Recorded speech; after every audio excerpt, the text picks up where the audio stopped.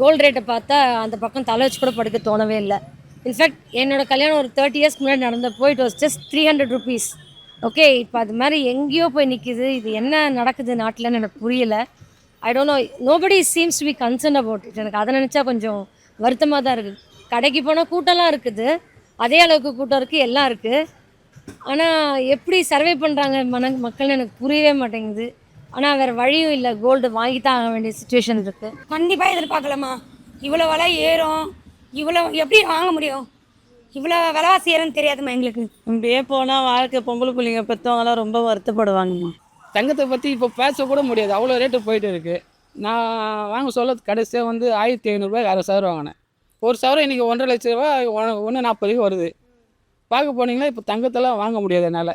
எங்களா மாரி நடுத்தர குடும்பத்தில் இருக்கிறவங்கலாம் தங்க விலையை பார்த்தாலுமே அது உள்ளே போகிறதுக்கு எங்களுக்கு பயமாக இருக்குது. இப்போ நாங்கள் பொண்ணு வச்சிட்ருக்கவங்களாம் எப்படி கட்டி கொடுக்க போகிறோம்னா எங்களுக்கு தெரியல. நாங்கள் ரொம்ப ரொம்ப கஷ்டப்பட்டுட்ருக்கோம். ஸோ பேசிக்கலி பார்த்தீங்கன்னா இதுக்கப்புறம் யாரும் வாங்கவே முடியாது. ஸோ வாங்குகிறோம், மிடில் கிளாஸில் வாங்கணும்னு நினைக்கிறவங்கலாம் ரொம்ப கஷ்டம். பட்டு என்னோடய ப்ரிடிக்ஷன் என்ன, அது மேபி டிப்பாகவும் நினைக்கிறேன். இந்த இரண்டுக்குள்ளே ஒரு டிப்பு வந்து மறுபடியும் ஒரு ஸ்டெபிலைஸ் ஆகும். ஸோ வேர்ல்டு எக்கனாமிக்ஸ் பொறுத்து தானே நம்ம கோல்டு ரேட் எல்லாமே. ஸோ அதனால் வந்து அந்த மாதிரி போயிட்டுருக்குது. இந்த கல்யாண மலையெல்லாம் பார்த்துருக்கீங்களா? அதில் வந்து ஆண்கள் தான் வந்து ரொம்ப பரிதாபமான நிலையில் இப்போ இருக்காங்க. இனிமேல் அந்த நிலை மாறிடும்.